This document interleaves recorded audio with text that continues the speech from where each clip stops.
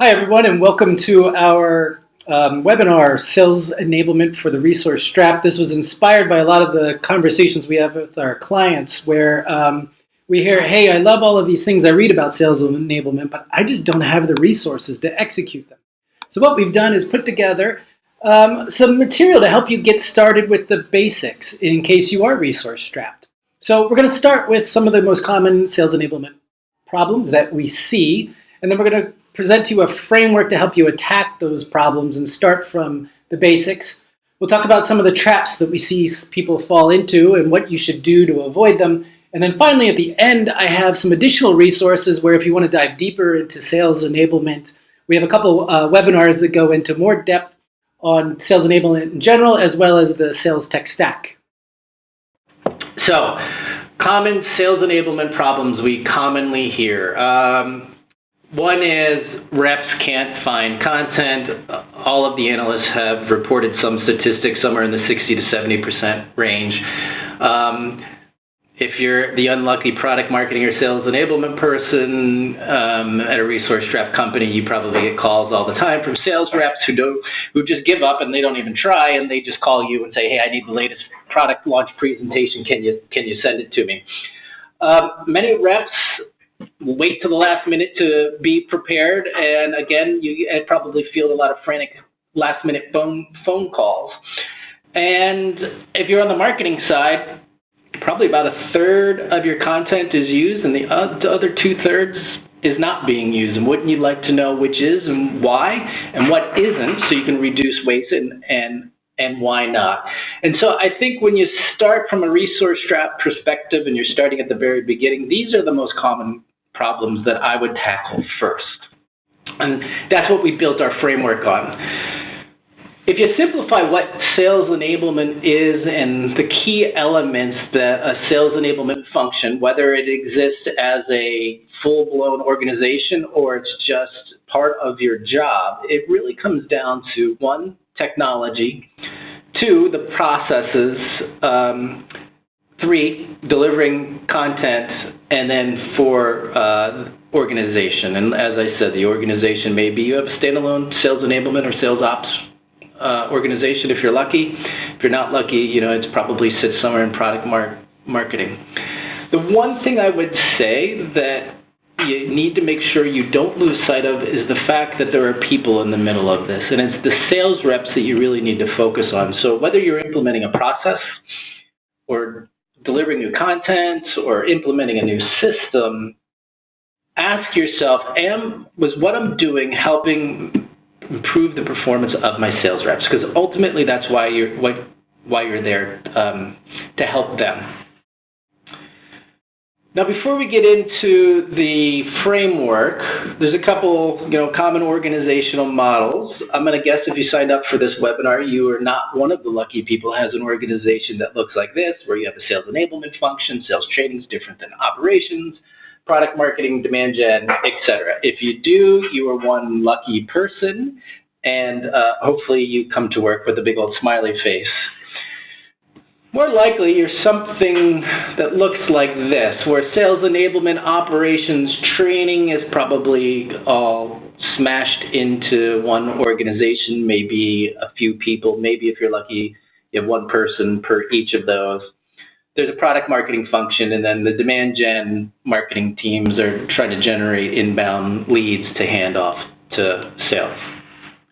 More often than not, and even at big companies, we find this, where someone does it all. Oftentimes at technology companies, many of our clients are technology companies, product marketing is responsible for the content, for the distribution of the content, for the training. They may not be responsible for the demand gen marketing, but they do pretty much everything else. And it's with that poor person down at the bottom that we developed this framework that I'm going to go through next. So, taking the basic four elements that I talked about, process, content, technology, and organization, we then said, what are the key things that are just must-have that you need to do to have a basic sales enablement function in your organization? On the process side, obviously there's the onboarding piece. You get a new sales rep, you have to spin them up on your market, your competition, your product. maybe your sales methodology. So you need some sort of onboarding program. There's ongoing training, and ongoing training may be sales skills, but it also is when you launch new products, what is your value proposition? As the market changes and your competitors do different things, how do you train your sales reps to counter that? Coaching is an important piece. Now, it'd be great if you have a very formal coaching process, but at its very basic, sales managers should be responsible, even if it's in a one-on-one, of coaching their sales reps. And I'd encourage you, even if that's the way you do it, to coach the coaches. And just taking a sales rep, promoting them to manager and saying, congratulations, you're now a sales manager. Don't forget to coach your reps.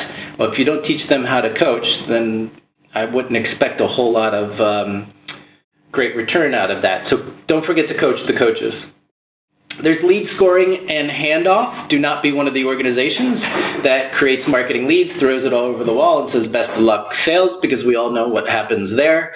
Marketing gets frustrated that no leads are followed up on. Sales say these leads suck and they don't do anything with them, and you're wasting a whole lot of time and money. And then finally, there's some form of measurement, and there's a lot of ways to do that. You can do activity-based, which is how many leads did I generate, and at its best, you're measuring how am I impacting sales. On the content side, it's pretty basic. There's management of the content, sending out the latest and greatest. Is it properly branded? Version control, making sure that old stuff isn't out there. Where do I put it?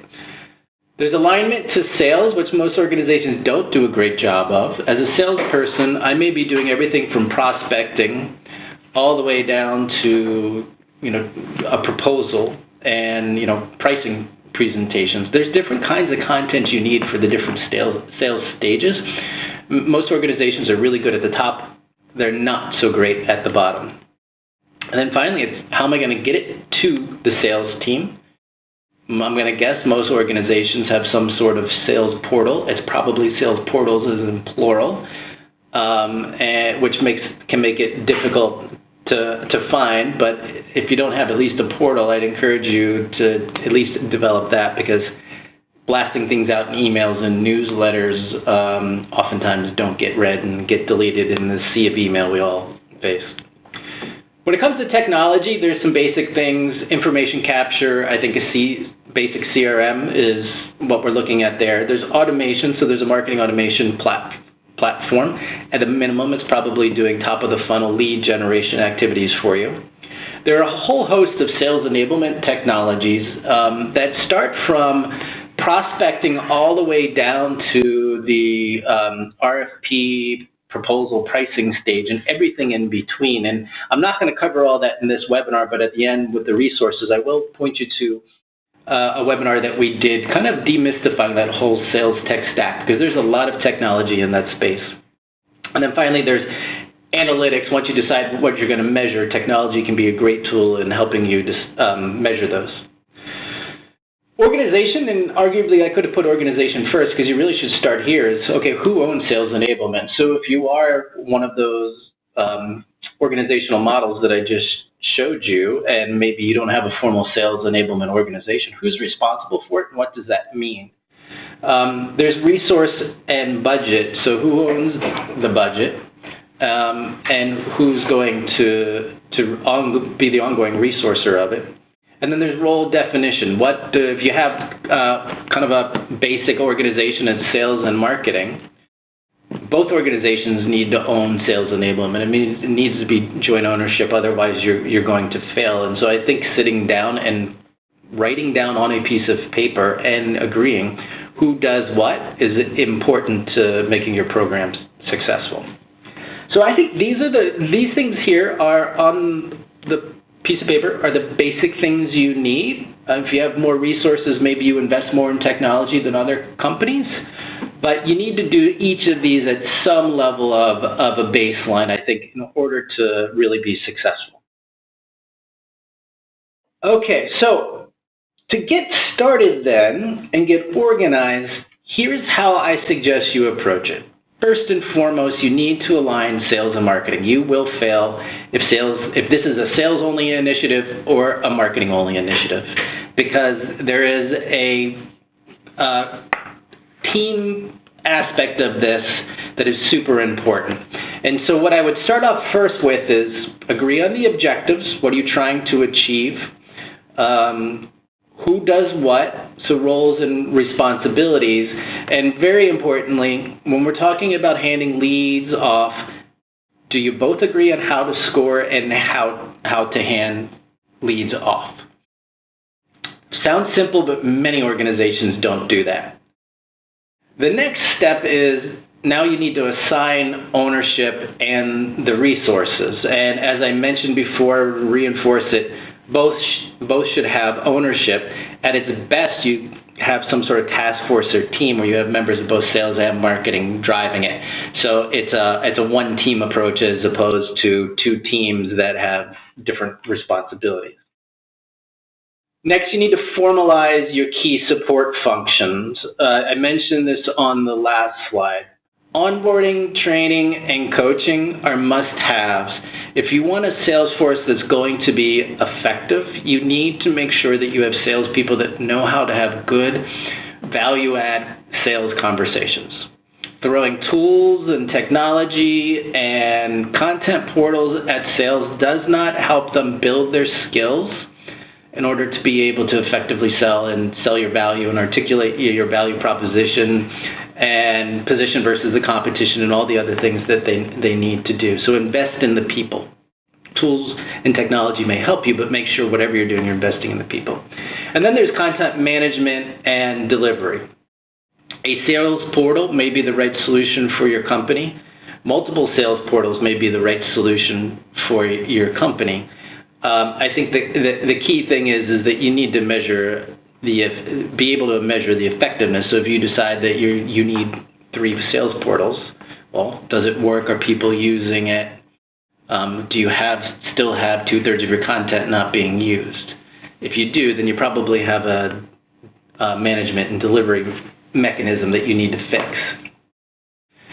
Next is organize the content and establish your systems of record. We see a lot of organizations that start out with, geez, over the years we have 5 portals. We're going to consolidate it all down into one, which may be the right solution for you. But I would encourage you to think about what problem are you trying to solve, because putting everything in one place does not make it necessarily easier to find the exact piece of content or pieces of content I need at the right time. It also relies on the sales rep to know what to search for. So consolidating down to one sales portal needs to be a means to an end, to figure out what your end is first, and then decide if that's the right means to do it. And then, as I mentioned, doing a quick audit and looking at how much content do I have by sales stage, and do I have the right content at the right sales stages is important. And I'm going to guess most organizations, when they go through this bottom of the sales funnel, they do not have the right level of content. It's probably an area for improvement. And then finally, establish some basic systems, and start with the CRM and marketing automation. After that, move into some of the sales enablement technologies. And I mentioned at the end, I'll provide you another webinar that goes in a little bit more detail where you can figure out where your organization could benefit from a sales enablement tool. Okay, so with that basic framework in place, there are a couple traps to avoid, and we see many organizations fall into these traps, and I've touched on a couple. One is you spend too much time on content portals. I'm going to fix my content problem by consolidating into 1 portal, 2 portals. And what you end up doing is creating just a bigger content graveyard. Searching doesn't improve if a seller doesn't know what to look for. And so having the ability to recommend content contextually is optimal. But remember, just consolidation doesn't necessarily help searching.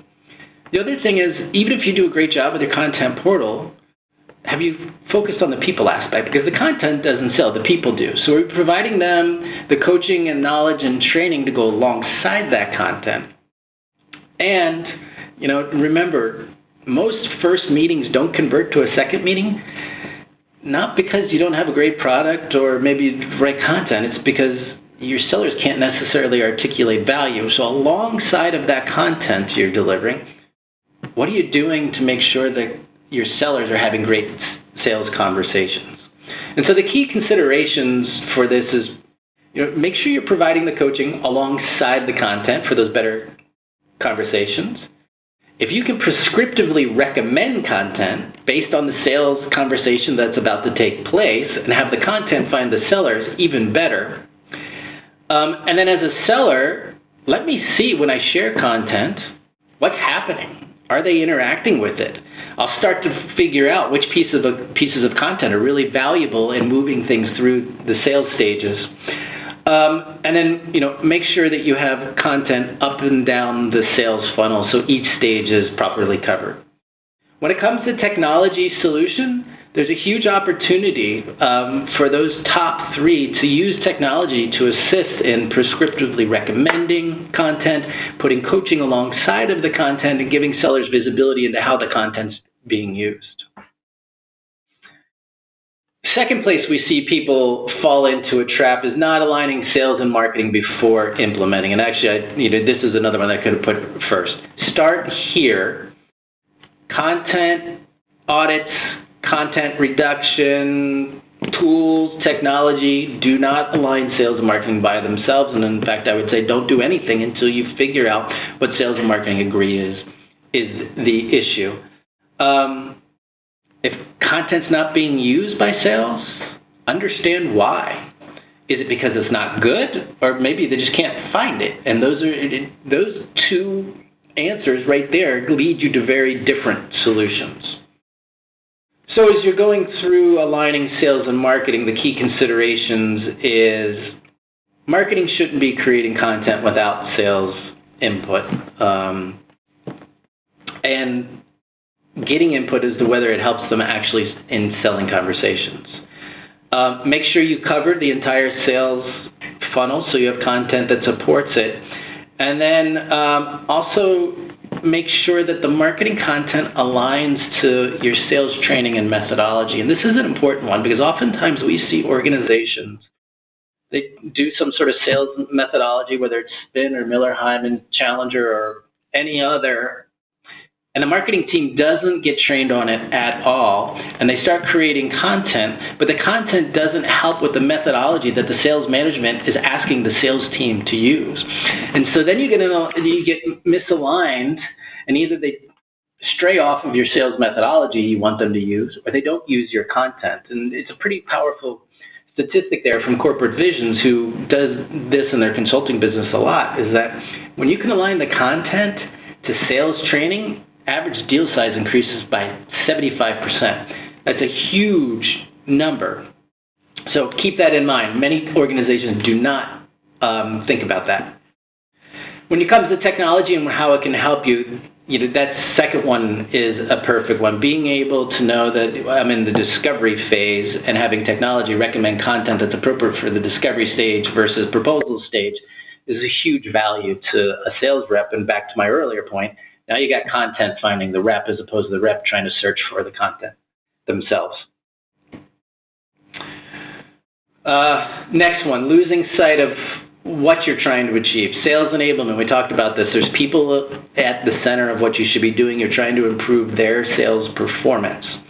We see oftentimes, especially when people are buying technology, marketers get really excited about all sorts of bells and whistles and charts and graphs and, oh, this will be great to show to my CFO so I can prove my value and get more money in the next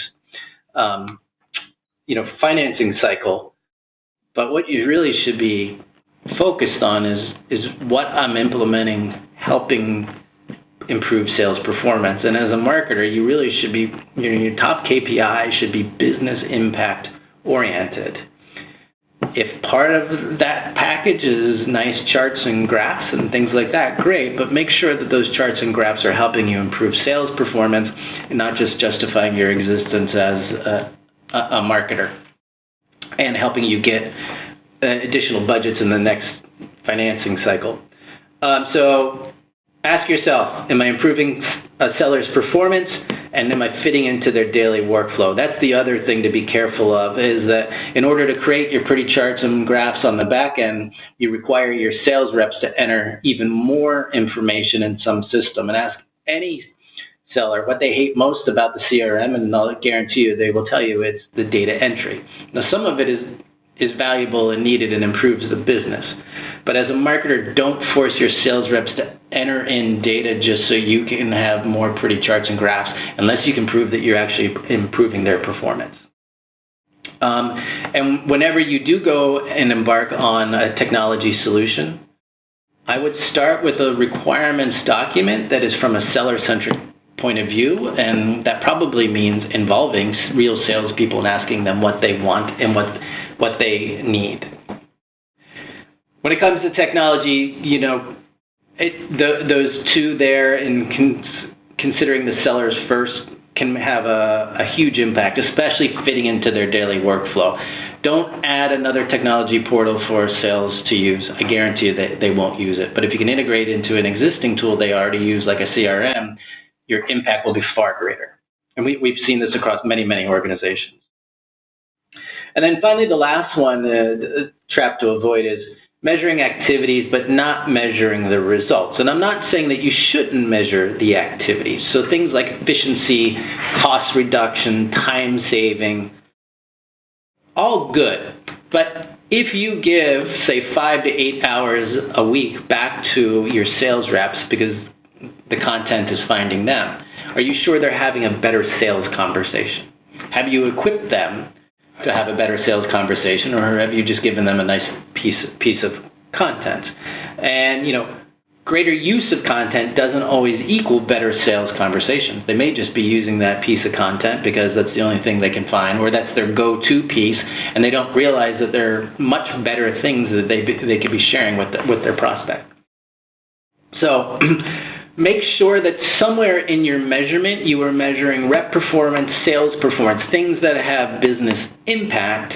And then there's nothing wrong with saying, hey, we increased time for the reps for 5 to 8 hours because they don't have to search content, and we provided them coaching and knowledge so they can have better sales conversations, and therefore we have an impact. So it's all together. Make sure you're measuring engagement with your prospects too. Does sharing a piece of content make them more likely to come back to you, ask for more, and continue that sales conversation? And back to coaching again. Do you have the coaching both at the sales rep level and the manager level? Make sure you're coaching the coaches so that when they have the perfect piece of content, they also have the perfect things to say, value proposition, positioning versus competition, etc. There's a technology opportunity in all of those considerations there, whether it's measurement or delivering content and coaching together. So in summary, I think if you're resource strapped and you don't know where to start, I would start with, what do your sellers need? Better sellers will equal better sales. And even if you do some just very basic things like put new processes in place, formalize your onboarding, formalize your training, get a system of record for your sales content, you're headed down the right path. Don't do that without making sure sales and marketing are aligned and you have some of the things I put in the process. There's an agreement there. And then agree to measure yourself on the ultimate goal, which is sales performance. Make sure you regularly measure and adjust. Chances are when you start out of the gate, you're not going to get it right. I'd suggest you do it on a quarterly basis and adjust your programs based on how you think you're doing. And then most importantly, if you're only one person or part of a person or even just a few people, don't bite off more than you can chew. Go for small wins. Take one or two of the pieces that I laid out in that process. Start there. Get a small win. Chances are if you get a small win, you'll be able to go back to your organization, say, look, we achieved success. We want more resources to do more. Chances are that you will start to get that. So I hope that framework was helpful for you in getting started in the basics. If you're ready to take it to another level and go take it a little bit farther, there's a couple, or actually three pieces here that you might want to take a look at. The first is science of sales enablement, where we actually take brain and neuroscience and what we know about the brain and how the brain operates and apply that to sales enablement. And there's some pretty impactful things that you can do there with not too much effort. I mentioned the sales tech stack. It has exploded just like the MarTech stack has in the last 10 years. Sales tech stack has as well. We've created a framework that goes from cold prospecting all the way down to pricing and proposal and everything in between, and gives you a framework on helping you decide where you need or possibly could you benefit from technology, and then some quick suggestions on what to think about. It is not meant to be a laundry list of every logo that in this space, because I personally find the logo charts, they look pretty, they don't really help you make a decision. And so this framework in this webinar is really focused on helping you make a decision. And then finally, last but not least, it takes this webinar and goes a little bit deeper, which is sales enablement mistakes you should avoid. And again, we've touched on some of them at a high level. In this webinar, we go in a much deeper and talk about some of the implications, and then of course also the solutions on how to avoid them. So with that, I want to thank everybody for attending. If you registered, we will be sending you a link to both the slides and a replay of the content. So thank you everybody for attending, and have a great day.